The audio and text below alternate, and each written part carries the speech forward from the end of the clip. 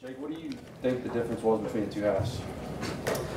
I've thought about this over and over for a long time now. I just want to say it was energy and lack of focus is what it came down to. I thought we had lack of focus throughout the first half. I think we had four drops in the first quarter, which is kind of uncharacteristic of the receivers. But when we got into the second half, I thought the effort, the energy, I think they didn't want to play in that second half. And don't know exactly what the cause is. It could be a lot of other things. But when it comes down to it, we've got to be able to play with effort and energy. That's something that we can control. And that's going to be the focus going to practice at the end of the game. And post-game media, that's all I talked about was how we're going to get it corrected in practice. And today is going to be strictly an emphasis on terms of practicing with effort. And I think that's been addressed. I don't know what Coach Holgerson said in his press conference, but I bet you he reiterated the same stuff. So you guys see it as well. That's something that we take a lot of pride in, and it's probably not going to happen again. How pleasing is it that Marcus Sims is having the season that he's having so far, and what does that mean to the other guys? Yeah, I think he's playing at a very high level. Obviously he's putting up great numbers, but from where he was at last year to where he's at this year, he's turning into an every down guy for us. And we put a lot on his shoulders, not just from an offensive perspective, but special teams as well. But when you have that threat and how he was making some big time catches on critical downs in the game too. So Will's, like the way my brother put it to me after the game is that Will has so much confidence in 8 right now in Marcus that your hit charts, the ball is being sprayed all over the field, and it's very tough to defend that when you've got 3 guys playing at a high level and the ball is getting spread around pretty evenly. With the running game, do you go into the game saying we're going to establish a run today, or do you go into the game going we're going to do whatever they give us? I think you always have to establish a run. And that's, the emphasis of the night before was about playing with the physicality and understanding that they're going to be taking away the run. That's how Texas Tech plays defense. And I thought the first half we matched that pretty well. I thought we were running the ball pretty efficiently in the first half. And I believe that if you want to have a lot of success in this game and as a team, you've got to be able to run the ball efficiently. And if you just look at how we ran the ball in the first half to the second half, you can see that it was 2 different teams and it was 2 different outcomes. So it is very important to make sure that we establish a run game. Jake, knowing who you have in the passing game, and it's a good idea, throw Will and your receivers. I guess, how do you fairly evaluate your running game?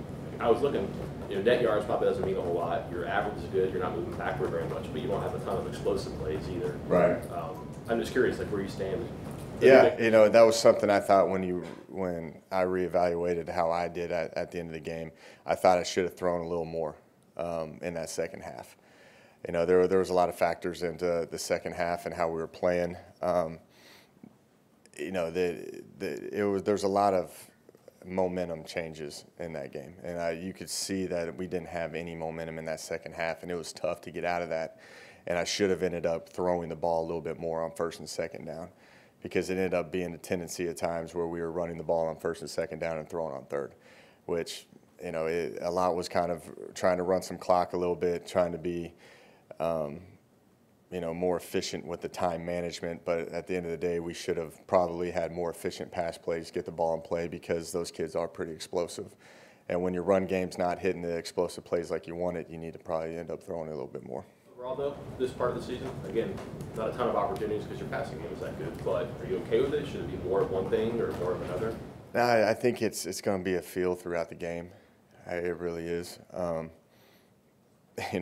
it is tough. I think you got a lot of good players out there and try to distribute the ball, evenly. But, I think that's just going to change weekly based off of how we're playing. Will has not gotten a whole lot of pressure through the first 3.5 games, but obviously second half a lot. Is that a concern for you that he faced as much pass rush as he did? No, it's not. I think that comes down to an effort situation in which we're going to get that fixed. I thought the first half everything was clicking. You score 35 points, 28 in one quarter. things are looking pretty good. It's a pretty solid first half. Second half came out, nothing changed between the game plans. It's just I felt like Texas Tech wanted it more. So the ones there, they were ID'd correctly, they just beat your guys and got the will? A couple of them. A couple of them were, there's probably about 1 to 2 miss IDs, and the rest was just the guys up front getting beat. And that wasn't the case in the first half. It was just they didn't show us anything differently. It's just I thought they wanted it a lot more than we did. The RPOs seem to be really effective for you in the first half. What happened in the second half there, from what you could see? I think a lot has to do with the lack of focus. I thought we dropped a few of those RPOs. Will got caught with one of them and ended up getting a legal man downfield. They just played a little tighter coverage, and I feel like they wanted it more. There was a third down that, we were looking at what we could do better on that, and at the end of the day, it was just we need to play with a physical edge because they played us man the entire game. The second half they just got after us a little bit. What do you tell a veteran group of receivers about drops? I mean, these guys have made a ton of plays in their careers. They are a mature team. Like you've heard that saying a lot, but they understand. There's a lot of things that they wish they had back. I know Gary wanted a few back as well, but Gary also made some freaky catches in there. So there's a fine line of how to address it or not. These kids are mature enough to understand that they didn't make those plays and they wish they could have it back, but you just can't dwell on it. You got to move on. If it consistently becomes a problem, then we got to find ways to address it throughout practice. Several running plays where you pulled the backside Gordon tackle for leading and Tech started crashing the end from that side, tracking them down from the back. When they start doing that, do you have to make an adjustment to try to block that, or do you run something different to try to take advantage of that defender coming down? A little of both.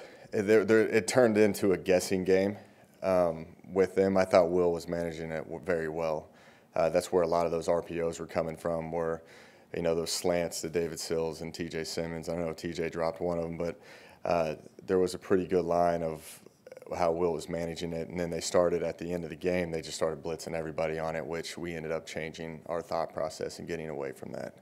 But it's when you pull the guard and the tackle, the backside edge is going to condense down tremendously. It is, which it gets into some gray area, but just based off of where we were at up front, that from a schematic standpoint, it's a pretty efficient play for us.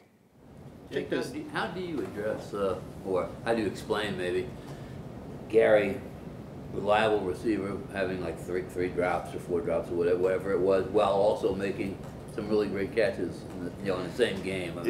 I think it's lack of focus. He looked at me right after he had that series where he dropped 2 in a row. The first one he was wide open, and he knew he was wide open, and he was trying to get upfield immediately, where he just took his head off.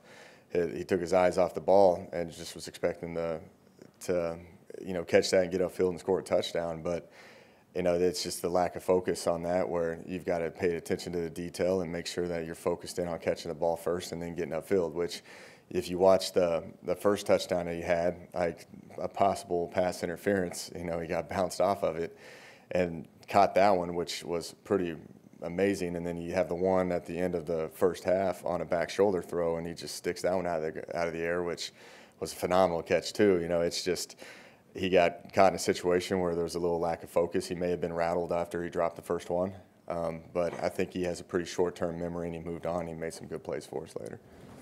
Jake, does anything stand out about this Kansas defense from what you've seen on film? Yeah, they're very multiple now. They're a lot different than what they've been in the past. They were a 4-down team all the time, and now they are a 3-down team, and they'll sprinkle in 4-down, which is pretty interesting to see. They're going to play coverage, and they're going to rally. I think they've got some experienced guys that that are mature as well. I think that their 2 safeties, number 11 and 1, are very active players. Their linebackers have played for a long time. Make a lot of tackles. So I think what they try to do is to keep you on your toes and try to catch you off guard. They're a 3-down team with overhangs, so they're gonna blitz them and drop them, and and they're gonna play man, they're gonna play drop 8. They're just gonna try to keep you guessing, and I think the one thing that they do focus on is trying to keep everything in front of them, which I think is allowing them to have a little more success this year. Coach Holgerson said a big reason why Marcus Sims has really improved is his maturity. Just how have you seen that kid mature this year compared to last year? Yeah, there's a lot, and I think the main thing is his conditioning.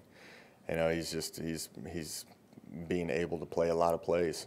So the more conditioned he is, the more opportunities he is. Like, it was actually funny on his touchdown that he had right before the play. He caught I forgot what he caught, like a slant, and I'm talking to him the whole time. I'm looking at him. I'm like, "Are you all right? Are you okay?" Because I'm wanting to take a shot to him. And he just looked at me and he said he was fine, and then he went and ran fast. Last year, after that, he wouldn't be able to give the effort that he would like to on that because he'd be gassed. And I just thought it was funny where he's came from there and now is, he was ready to go back-to-back plays and make plays consistently for us, which that was probably the biggest difference. Before the game, he was not feeling well in the end zone. That's Marcus every day now. Okay. Yeah, that means he's ready to play. So the butterflies, not a virus, right? I don't think they're about butterflies. I don't know what it is. We just don't mess with him on that. He's ready to play when I see that. So Will and I were actually laughing at that one because we saw it and we were like, all right, Marcus is ready to roll. What are the challenges going against a multiple defense like that? Worry about us. We got to be the lack of focus. Like, we have to pay attention to detail and make sure that we are executing our assignments correctly. And more importantly, we have to play with an edge. We got to play with effort, and we have to play with enthusiasm. That was another thing too. I thought our sidelines was very, just out of the game. There wasn't very much energy on the sidelines, and that's going to be fixed as well. Dana wasn't interested in talking about this, but he's got 57 wins. He's 1 win shy of tying Art Lewis here for the third most. He's moving up the list. What makes him a good coach in your mind? Why does he win? I think he adapts to the personnel that he has, and understands where we're at. I think that's very hard for coaches that that will kind of scrap their schemes on what they're doing based off of the personnel that they have. And I think 2 years ago in 2016, the success, they're 2 different style teams, and you got to commend him for just understanding where our strengths and weaknesses are and making sure we're put in the best position for that. And on the other side of it is player development and constantly just making sure that we are getting better every single day. And I think in terms of our younger kids' development right now, it's the best I've ever been around, and how much we focus on those kids. Like on Thursdays, we're doing 50 play scrimmages with these kids every Thursday, and we're grading it and we're coaching it. And I think that's the thing about Dana is we're always just trying to improve a little bit every single day. I've heard coaches say this, that you have to earn your wins here. I mean, there are places where you can go where it's set up, but here you have to go places to find kids. Speak to that a little bit. Yeah, I think it's hard to win in general, and when you're winning consistently, you must be doing things right and must be recruiting right. West Virginia it's a special place, and it's not like so much of going across the country and getting a certain player. It's about getting the kid that's going to fit into the culture that you have here. There's a lot of things different with that in terms of when you recruit. There's a lot of elements involved in terms of, it's a different style ball up here in, Morgantown than it is in Lubbock, Texas, and you got to have kids that are going to be able to play in snowstorms and rainy games, to also being able to just handle the elements. So that's kind of the thing that we try to focus on is, does this kid fit into our culture? And that's why, like, when you ask, like, why didn't you take that kid or what, it's just, it wasn't the right fit for us at the time. Last thing on that, when you were here on the ground level, did it take you guys a while to realize that, or to learn the lay of the land, or did you know immediately we're going to have to do things a little differently? It was kind of a unique time because we were entering the Big 12, which now that changes a little bit. And we, I think, you know, the thing was to try to get into Texas a little bit, based off of being playing there majority of the time. But it's just so over recruited that we felt that you probably have more success just being locally around here and finding guys that will, you know, fit into what we're trying to do up here in this region.